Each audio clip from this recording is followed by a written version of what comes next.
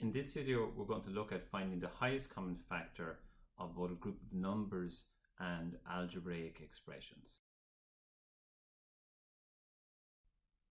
In example 1, we're asked to find the highest common factor of these groups of numbers. If we list the factors of 9, we see we could have one group of 9 or three groups of 3. We want to compare this with the factors of 12. So we could have one group of 12, two groups of 6, or three groups of 4. Now we have all the numbers that are factors of 9 and 12 that are integers. We see 3 is the highest number to have in common, so 3 is the highest common factor, the HCF. We want to compare 12 and 18. We have 12 written out already, so we write out the factors of 18 here.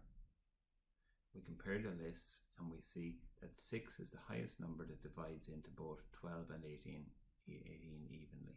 So 6 is the highest common factor.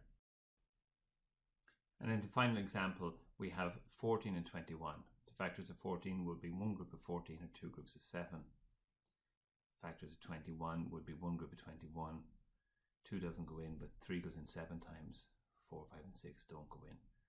When we compare the list, we see 7 is the highest number that goes evenly into 14 and 21. So that is the highest common factor.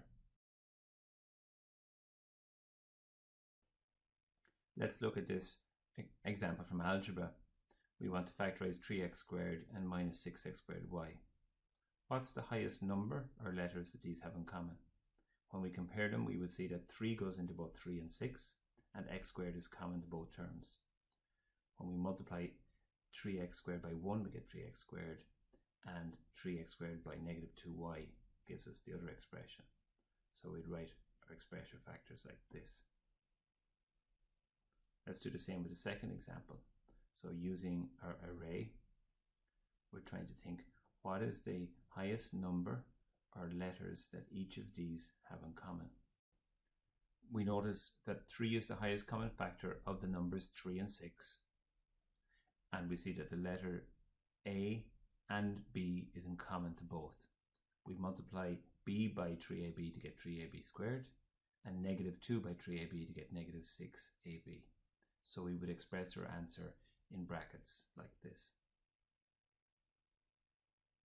In the final example, we have 3 terms in this expression. This is done in the same way. I'm going to create an array here and think, what is the highest number or letters that are in common in each of these expressions? When we look at the numbers, we see 2 is the common factor of 2, 4, and 8. We also notice that A is common to each of the 3 terms. 2a by a squared will give me the first term. 2a by negative 2a will give me the second term. And 2a by 4 will give me the last term. So we might express our 2 factors like this.